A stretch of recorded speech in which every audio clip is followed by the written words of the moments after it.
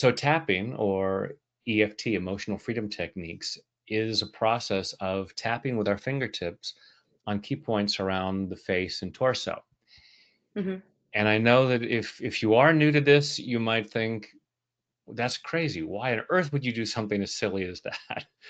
So there's a very good reason for it. Originally, it was based on acupuncture. So for thousands of years in Chinese medicine, they've said there's a flow of energy through the body that run through these pathways. And when this energy is flowing naturally, we experience our natural state of health and well-being physically and emotionally. When this energy gets stuck or blocked in some way, we don't feel so good, and we don't think Hmm. as clearly. We don't make the best choices. And that has all kinds of unfortunate consequences for us, personally and professionally.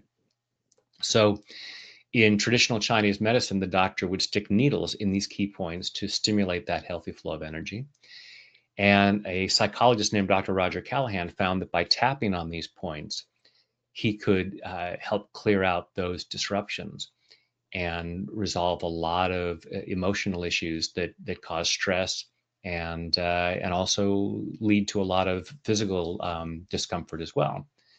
So he created a process called, at first, the Callahan technique, and then thought field therapy.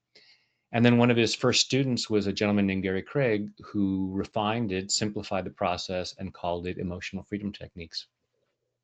Hmm. I love it. And what are the, again, most common, or maybe not less? Let's do it other way around. What are like the least frequent things that people have asked you maybe to tap on? Oh, even some of the most remote things, I've gotten numerous comment. Like someone will say, "Hey, can you tap on this particular disease?" And it'll be a very specific disease. But even when that happens, I may get a few comments from that. And I will often tell those folks, I have a number of videos on physical well-being Hmm. that you can just think about whatever particular ailment you might have, and I wouldn't necessarily do it any differently for that specific thing, because the main thing that the tapping helps with, and we have a growing body of scientific research showing the Hmm. effectiveness. So it's not just, oh, we think that we tap on our face and that it feels better.